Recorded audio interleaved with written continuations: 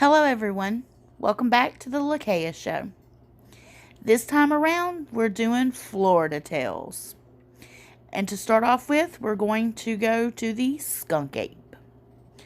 This creature, whose strong smelling odor gives it its name, the skunk ape, was originally spotted in South Florida. Stories began circulating about this mysterious ape-like creature in the 1960s, and even continues on to this day. It is said that it is hairy and can run on two legs. Sightings have become so abundant of this creature that now there is actually an actual research headquarters for the skunk ape sightings. So be warned if you're near swamps or wooded areas, that smell you smell may just be a skunk ape close by.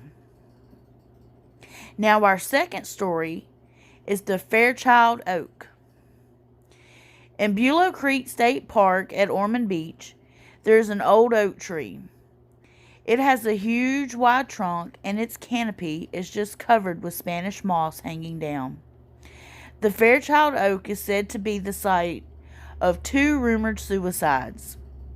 Legend tells us that a ghostly apparition of a man is said to haunt the site, and that anyone who stands beneath the oak will feel intense sorrow. Now, this next story, I'm sure we've all heard about. And of course, that would be the famous Robert the Doll. Robert Eugene Otto grew up with his nanny in Key West. In 1906, the nanny, who was known to be a voodoo practitioner, gave Robert a doll that was dressed in a sailor outfit. Robert Eugene named the doll Robert after himself and claimed that it was his best friend. The doll stood 40 inches tall and was made out of wood wool. Gene, as Robert Eugene now liked to be called, used to talk to the doll and would whisper all his secrets to it. People around Gene would swear at times that they could hear the doll talking back. Neighbors even claimed that Robert the doll would watch them from a top window of the house.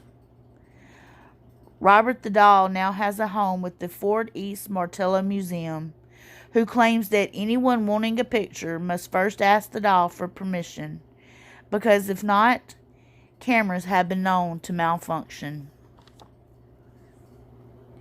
This next story is about the Pensacola Lighthouse. For a lighthouse that had withstood the Civil War, earthquakes, and hurricanes, it sure has a knack for murder. Jeremiah Ingram became first keeper in 1826. He and his wife, Micula, moved into the lighthouse, where Micula grew to love the lighthouse. So much so, some would say she became obsessed with it. She kept the tower in perfect condition at all times. It seemed like she loved it so much that she even preferred the lighthouse over her own husband, to where it would even cause arguments between them.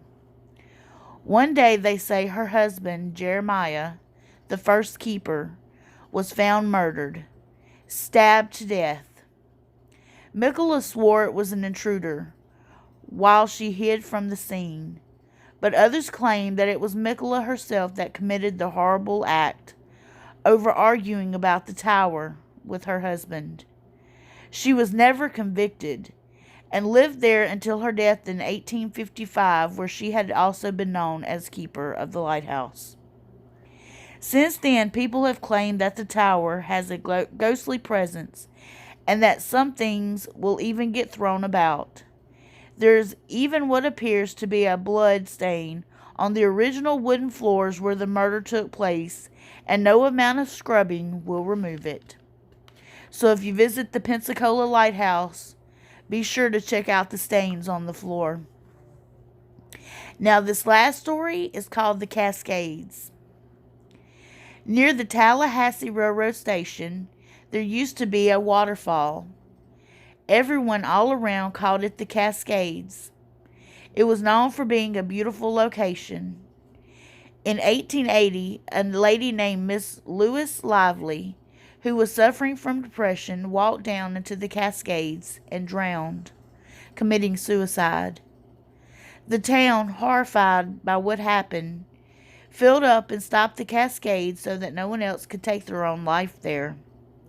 However, the source point of the Cascades are still running, but now under the city of Tallahassee, and is known as the Old St. Augustine Branch. Legend tells us that an eerie feeling can be felt near the original Cascades location. Is this Miss Lewis? Who knows? And those are only a few local legends from Florida that I have found and thought you might enjoy. If this interests you, feel free to Google for yourself. There's plenty more out there. And with that, everyone, I thank you for listening. Until next time.